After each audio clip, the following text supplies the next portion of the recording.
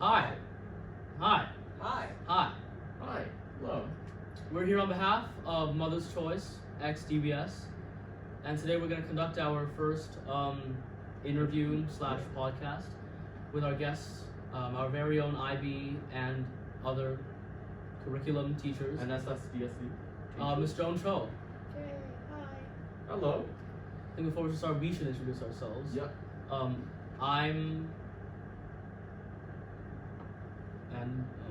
I am your friendly neighborhood interviewer. Okay. I'm anonymous because I'm supposed to be captain. But since we have our lovely distinguished guest, Miss Cho, I thought I'd sit in today. So, hello, Miss Cho. Would you like to? Hi, friendly neighborhood interviewer. Yes. Would you like to introduce yourself to our Cool. audience back there? Hi, I'm Miss Cho. I teach English and TOK. Mostly I teach TOK right now, but yeah, I am a teacher. Have been doing so for more than a decade now. Wow. And just to clarify for the viewers, how long is a decade? 50,000 years. Yes. More like 10, but. Well, so. Okay. Fact checking. Great. Fact checking. Yes. Quickly, just let's go by more of the background. So Mother's Choice is an organization related to promoting things like adoption awareness and awareness on issues like teen pregnancy, and spreading advocacy for those things. For young mothers, especially. Yeah. And the topic we're going to be discussing today, and it's a very relevant issue to the work of Mother's Choice, is positive adoption language. So we have very conveniently a language teacher right here. So we're going to be asking you a couple questions on positive adoption language, and also all the language aspects surrounding it, if you don't mind, Ms. Joe. So Nope. let's take it Fire away. away. Can you first tell us, as from your experience of 50,000 years of teaching, purely just not even adoption just yet, what is the importance of language and how that can shape sort of our perception on global issues? I think that language is basically the tool that we convey knowledge with. And that's one of the major things we do in TOK, talk about what knowledge is and how we convey it. And so when you don't have language, basically you're not able to convey knowledge for the most part. Because when we talk about language, it's not just like verbal language, written language, we talk about sign language. Everyone has a language that they convey with. That's because you need the other person to also have a system to get that knowledge. So between you and me, we have to agree on a set of codes, then we can communicate. That set of codes is called language. Now, so therefore, for example, when you talk about how language change the world, when we have people who, let's say, call white people guaylo, then in Hong Kong, which is like a term that is often seen to be a little bit derogatory because it calls them like ghost people. That's from the olden times in Hong Kong. We don't really call them that anymore. We just call them Caucasians or more official terms. That helps us bring more of a balance in how we see these people. So I think that what we call people actually has a very strong sense of defining how we see these people. So that applies to obviously all kinds of marginalized, disadvantaged groups in the world. How often do you think, for example, like with Guaylo, sometimes it's so ingrained in our culture that we don't realize, or maybe it's not even a realization thing, we don't even know the actual origins of the word, but we use it without truly knowing that it comes from a harmful origin. I think that happens a lot, especially when we are children. We probably just learn it from our parents or from our peers. We hear other people say it and we think that's okay. That's also why children who grow up in families that say a lot of swear words might think that's why saying swear words are completely fine. Whereas other children who grew up in very traditionalist, conservative families, be like, I've never heard that word before. Like, what is that? So I think we just learn what we're being taught. Often, honestly, some kids they have really strange names.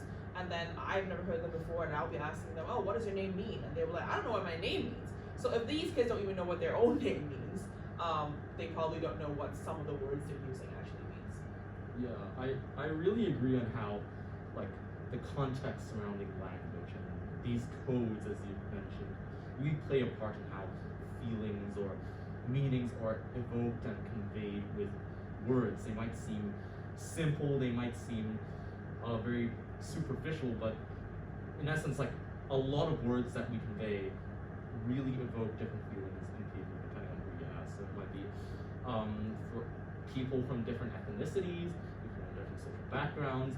However far you go down the social strata, they all have different contexts and perceptions of how the words mean.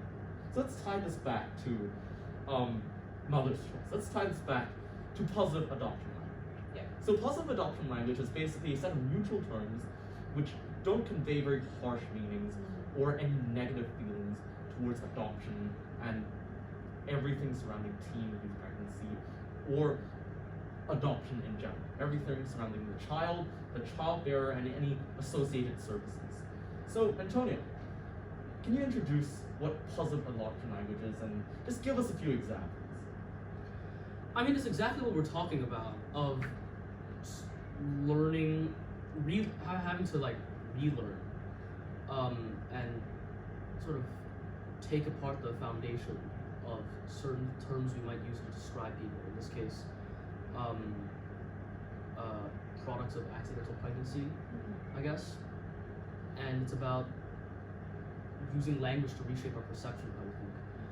Because language can often subconsciously change how we view these type of people. You won't like notice it firsthand. But the point of an interview like this, or when we interview people at Garden Fate, when you compare them side by side, it becomes like really blatantly obvious that one is sort of doing harm and one is neutral at least, which is better. And we have to change that. So let's go with our most used example. What comes to your mind when you hear the word unwanted child? Obviously, negative feelings because that child was not wanted when they were born.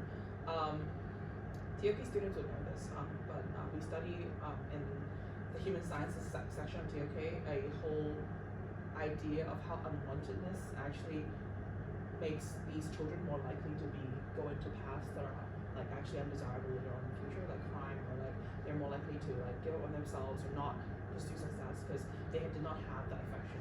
So if someone was known as an unwanted child, or like being told they're unwanted a lot, obviously that's negative. Do you want to take a guess at what the positive adoption language version of that is? Chosen children? I feel like that's what I feel like chosen child also conveys some sort of meaning as to like the word chosen as a lot of wanted children. Yeah, wanted children. The answer is unexpected. So it's very, very neutral. I mean, it's a fact. The parents did not expect to have them when they were conceived. But that doesn't mean that after they were born they weren't wanted at all. So yeah, that's a very neat example. Yeah, I feel like unwanted conveys a certain sense of like negativity towards these children as well. But rather unexpected shows that they're sort of still wanted, but it serves as a testament to the circumstances surrounding pregnancy, because teen pregnancies especially, they're unexpected, they take their parents by surprise, yet they're still blessings and little bundles of joy to whoever is like carrying them. But ultimately there are a lot of things in society, as we can see, from the existence of these charities such as Mother's Choice to assist these mothers, that it might not be the case that they are allowed or they have the abilities to support and really nurse that child to fruition after their birth. And yet sometimes these circumstances really make a need for these parents to resort to adoption. And it is important that we use these types of languages to really make sure that these children are secure in their social spaces as well. So I believe that it's some sort of it's also a form of protection for these children as they grow up, or even for the parents when they handle these cases when they're out in big society. I mean, I'm not gonna lie, when our service leaders first showed us the diagram, or like they sent us the document, you really start to realize how much subconscious, like unintentional negativity we spread every day. What's the most surprising one for you? Okay, what would you call, so there's a child and they are put up for adoption, and then they're adopted by a set of parents. But what would you call the couple that gave birth to the child? Biological parents. Good. Yeah. Clearly, because she's a teacher. That's the correct answer. A lot So what of would other people call them? real parents. Sometimes you'll hear that, you're like, oh, that's their adoptive parents, and that's their real parents. How demeaning is that, not just to the child, but also to the adoptive adopted, parents? yeah. Exactly. So it's harming like more people, not just the child. Yeah. Another scenario we see this a lot is in households of divorce where they get remarried, and then you have things like half siblings, which that term is fine. But then sometimes you'll see people refer to them as like, oh, this is like your real child, and then that's your like adopted child. And essentially, they're interchanging the word adopted for like fake, or like less genuine. How do you think that could affect the relationship between the child and the parents? Yeah, I mean, obviously there will be tension. Also, be the tension between the siblings, because now that one of them is real and one of them is not, and then because there's always sibling rivalry already, but that intensifies that a lot. I'm not sure of this real terminology. Now that you brought up, I met a woman who called her adopted children her plus children, like, and it was in America, and I was because she just casually said, oh, I'm gonna meet my plus son, and I'm like, what is that? And then like, so because she wanted to say that it was something that is extra to her and is like a gift to her, and she's like very happy that that person is now in their lives. So I think like there's a lot of language you can use. I think as long as you really think through what you're trying to say, then that already helps. I think a lot of this what you said earlier, which is we just take language that we hear and we say it. We don't really think what that means emotionally to other people. I think as long as your friend and her child are both fine with calling them a plus child. Plus child. I mean, it was very weird. It was weird to me too. Because I was like, that was the first time I met that woman, and she's like, oh, I'm gonna meet my plus son. And I'm like, what does that mean? Maybe it's an American thing. I mean, she's from California, so like that's where all the weird ideas come from. But like, it was very interesting to hear anyway. I mean, definitely caught me off guard as well. Yeah, I mean, but if they're both fine with it, then the meaning is really wholesome. So hey, so let's drift off topic to something else, right? Ms. Cho, you're a big personality online. Look, I wouldn't say you're an influencer, but you definitely are on Instagram a lot. And I mean, social media is a big thing right now. Like, I constantly find myself doom scrolling on Reels. Antonio posts a lot, and no, I don't. Okay, but you everybody obviously has an online influence. Yes. You obviously have quite a considerable online influence. And now, do you think there's any connection between positive adoptive language and its impacts and social media? That's what I was gonna ask. Like, where are you guys gonna promote this kind of stuff? Because is Mother's Choice going to like give leaflets out to like, let's say like adoption centers? That's also like adoption centers is also like a thing, because like you should be called orphanages, right? Because now you no longer call that, because you want it to be more neutral. Like these are not where all the orphans are. We give out leaflets. Is it going to be like mandated that all nurses and like doctors, when they handle these things, have to learn this language? Or given that actually there are a lot of teachers who deal with. I remember when I first became a teacher and I went to Parents' Day, it was shocking to me how many regrouped families there were, like divorced families, and this is my stepmom, not my real mom, and that kind of stuff. So like, is there also like kind of promotion towards teachers who might be facing a lot of these students and parents? I don't know. But back to social media, because the reason is like, yes, obviously you can go on social media and make people more aware of it. Maybe make some reels about, this is the right way to say something, wrong way to say something.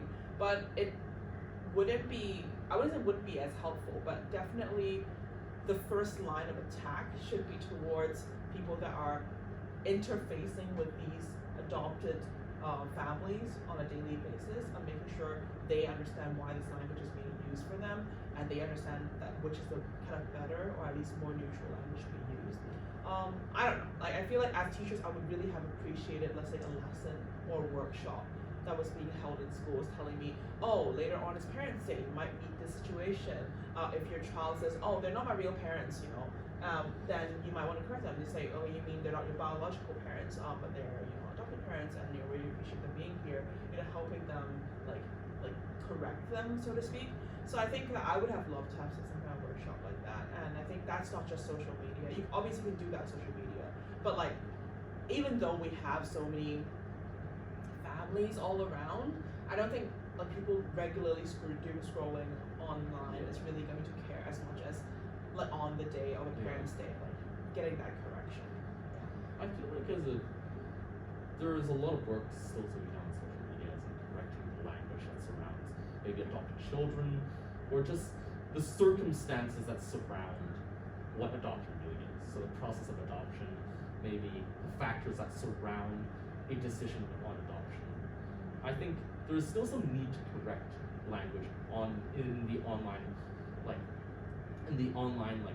realm to like really correct these, and I think small changes like this in the ways people use language are able to like garner larger change in the societal level, as in the acceptance and the societal like perception of adoption. So I was wondering if you could offer your take on that. I would say correct is probably not the right word I would use, because I think language, as we're talking about, is just a tool. Like right now, word of the year, 6, 7, whatever, rage baiting, or like like there's a lot of words that were being used that right now the teachers don't really appreciate, but we are not saying it's wrong. Like it's just the way you guys communicate with each other. We probably don't communicate in the same way, but language is just a tool. It can be used for good and for bad, but it's just a tool. There's no like correct way of using it. I do think though, like it's more letting people be more aware of the impacts and consequences of using such language. Maybe having certain people like come out, like let's say people that adopted kids, talk about how much happier they were after their kids stopped referring to them as kind of the fake parents, real parents, or maybe like how siblings would feel so much more comfortable when everybody's just referred to as brothers and sisters instead of like who's the adopted child, who's a real child. I just think that testimonies like that would help people understand it more instead of going, finger waving and you're wrong for saying that. Because in a way, they're not wrong. They're real for them to say. I guess the correct word to use is just more palatable and more just like more emotionally desirable. Yeah, it's not like correct, but more like I don't really want to correct them. I just want to educate them, and then let them know, hey, these are options, and you can choose to use better words if you want to. I think that's a lot of what Mother's Choice does. Is it's all about education, because Mother's Choice and sort of awareness on adoption and pregnancy and issues like that, it's not really something that, especially us, it's not really something that we can not like other services where we can go out and pack lunch boxes for the homeless. But a lot of it is changing the world not by changing the materials of it, but by changing our perception.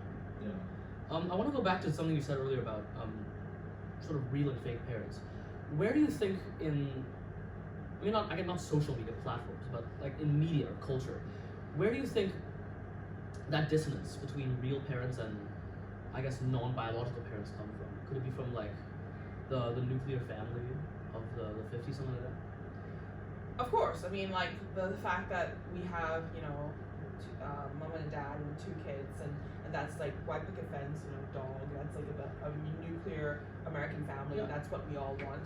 The funny thing about this is like recently they had a discovery in Pompeii, that city in Italy that was covered by volcanic ash. For the longest time, in one of the houses, there was like an adult man, an adult woman, and 2 younger children, and they always assumed they were a family. Until recently, they actually looked at the DNA and they were not a family. It turns out they're just 4 random people that got trapped in a house, and then that's it. So maybe like they were just running around and they got trapped in the house, but for thousands of years we thought they were family. That's how deep that feeling is for us. It's like 4 people and that combination is one family. But I do think that in the last 50, you said 1950s, right? So in the last 60, 70 years, we've done a lot to dismantle the idea of what a family is. And I wouldn't say it's a purely positive or purely negative thing. Well, I'm a Christian, so I do believe that God created families for a reason, and I do believe that like I grew up in a family that's pretty like dad, mom, they were very in love, and it was like a very warm family where nothing much happened. But I do think that it's good for us to accept that sometimes marriages don't work out, and sometimes sticking together despite extreme emotional or physical abuse is not something to be universally lauded. Absolutely. And sometimes those families are probably better off if they can take a break from each other and like find their own better space to grow. And given that reality, we will have to then navigate these regrouped families and be more, I would say, lenient, but more accepting towards them.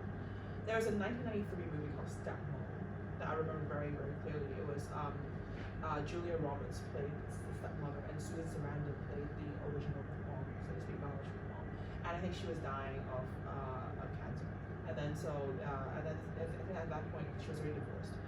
But then the father found a new wife, which is Julia Roberts. I think the daughter inside was very angry. She was just like, I don't want to accept this new stepmom. I'm gonna be super mean to her. I'm gonna make sure she's feeling welcome, and she's just like homewrecker, etc., etc.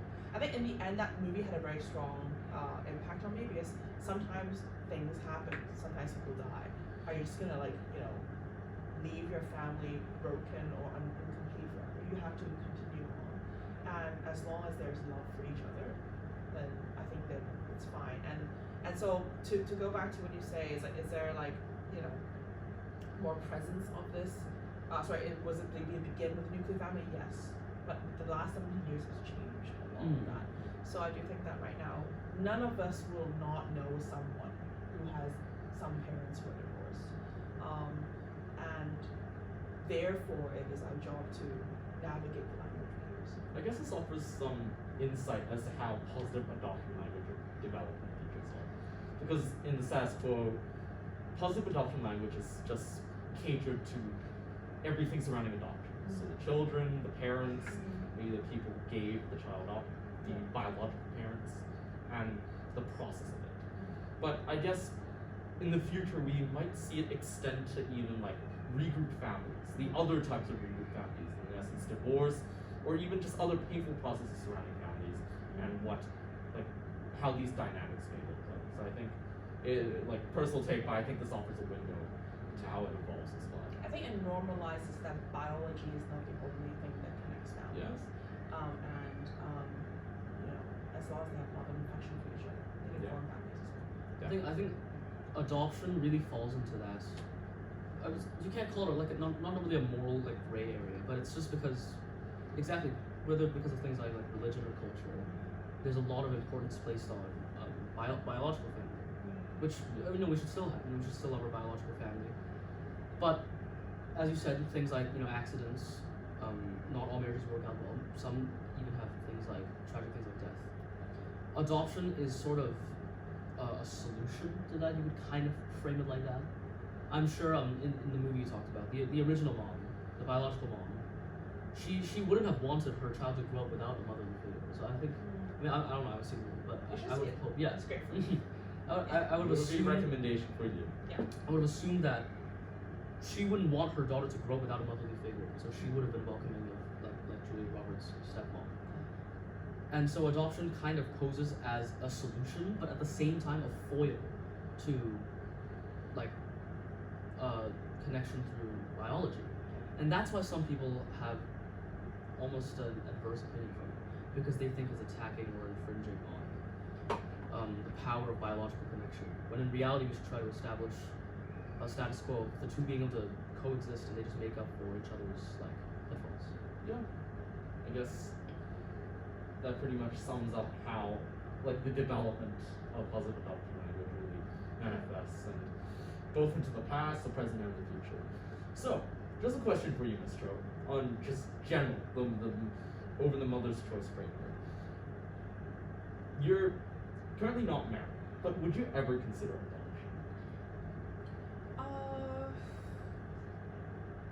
I feel like as a teacher, I have 100 kids, new kids every year. I teach 3 new classes every year at least, and then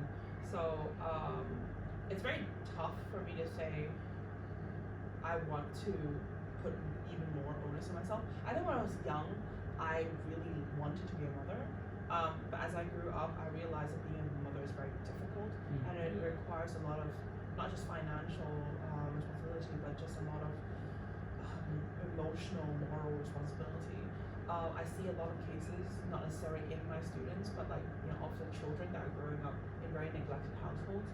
And I'll be like, if you didn't want to take care of a child, you really should not have given birth to him or her. So I I would hesitate because I feel like I'm still in the part of my life where I enjoy having my own time and developing and finding out who I am.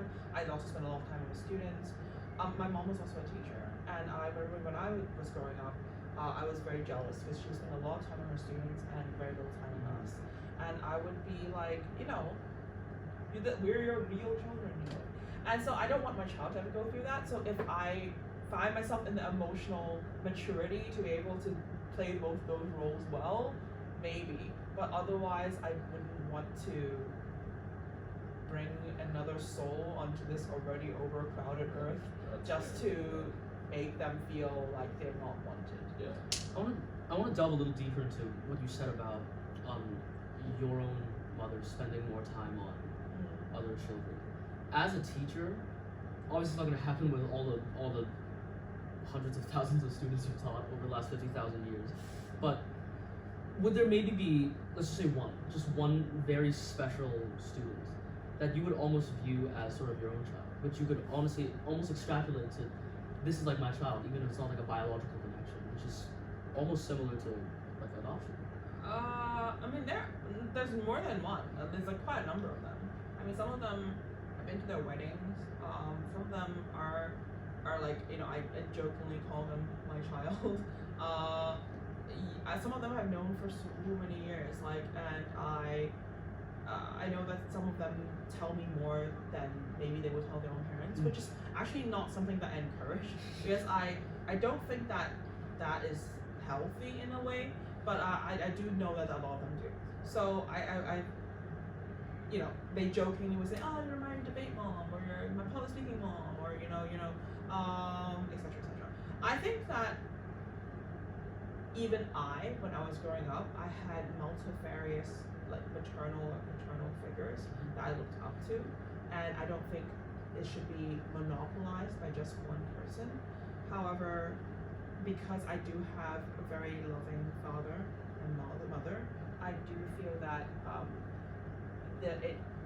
no matter how many of these replacement parents you have, having the one who was with you since your day one, literally your day one, the one who birthed you, be the one that supports you for life would be really great. Or the one that adopted. Yeah, or it would be really great. As long as who's taking care of you. Exactly. Yeah. I do think that, yeah. So to answer your question, I'm very privileged to have served in that role for a lot of kids. I think that they're at school probably more than they're at home, and thus I kind of adopt them while they're on campus. But it's I wouldn't assume that I am, and I wouldn't assume that I can take that role for many reasons. Just because they graduate and they leave, and also just the fact that boundaries, and also just I'm one person and there's like 15 of them. So yeah, but there are quite a few, and I'm very privileged to have had them trust me that way. Cool. Well, I guess that's all the time for today. Thank you so much. More than we're very over time. Yeah, It's fine. We have to go though. Yeah. I guess that's all the time for today, Ms. Cho. Thank you so much. I guess we talked about the importance of positive adoption language and how it really develops throughout the years, and hopefully you, the listeners, viewers, watchers, would seek to It was so incorporate fun this into your own life. The storage is up. Just a bit. I'm And gonna also, crash out. shameless plug, please plug into the Mother's Choice Instagram, YouTube, and our Spotify channel. Whoever's for editing more this, put content text like on the this. screen or in the description of the video. Yeah. Yeah. Thank you. Help support. And we'll see you next episode. If there is one. Yay. Thank you.